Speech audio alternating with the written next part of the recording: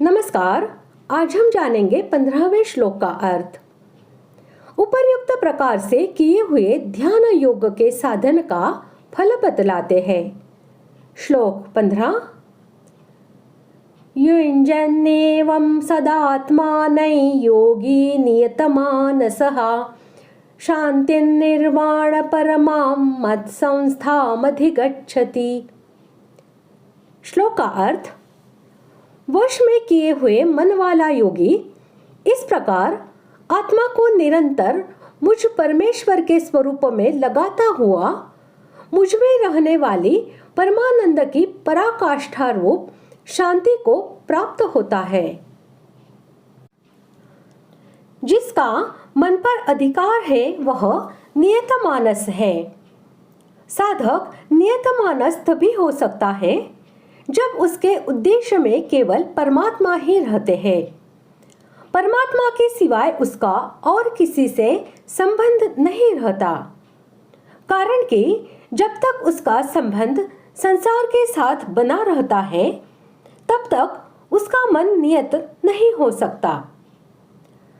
साधक से यह एक बड़ी गलती होती है कि वह अपने आप को गृहस्थ आदि मानता है और साधन ध्यान योग का करता है, जिससे ध्यान योग की सिद्धि जल्दी नहीं होती।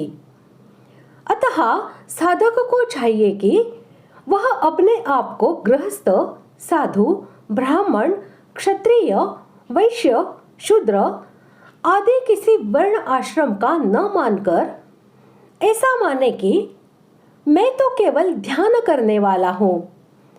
ध्यान से परमात्मा की प्राप्ति करना ही मेरा काम है। सांसारिक रिद्धि सिद्धि आदि को प्राप्त करना मेरा उद्देश्य नहीं है। इस प्रकार अहंता का परिवर्तन होने पर मन स्वाभाविक ही नियत हो जाएगा, क्योंकि जहाँ अहंता होती है वहाँ ही अंतःकरण और बहिःकरण की स्वाभाविक प्रवृत्ति होती है।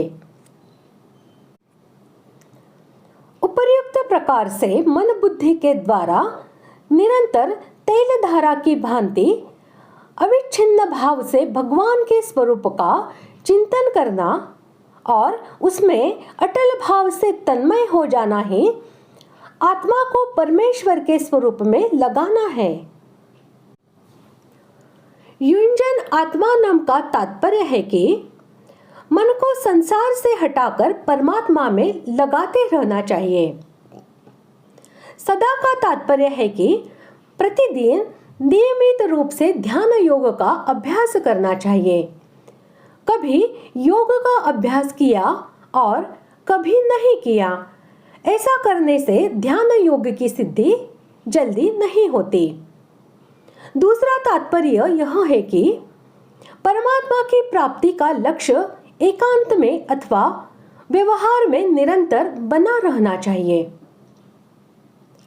भगवान में जो वास्तविक स्थिति है, जिसको प्राप्त होने पर कुछ भी प्राप्त करना बाकी नहीं रहता, उसको यहाँ निर्वाण परमा शांति कहा गया है।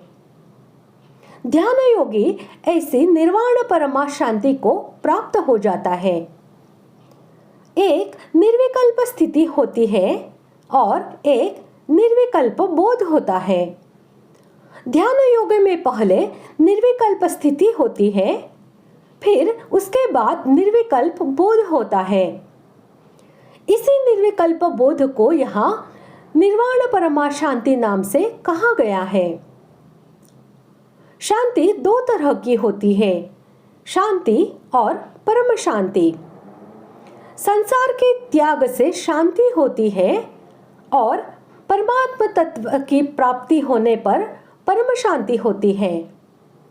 इसी परम शांति को गीता में नैष्ठिकी शांति, शाश्वत शांति आदि नामों से और यहाँ निर्वाण परमा शांति नाम से कहा गया है।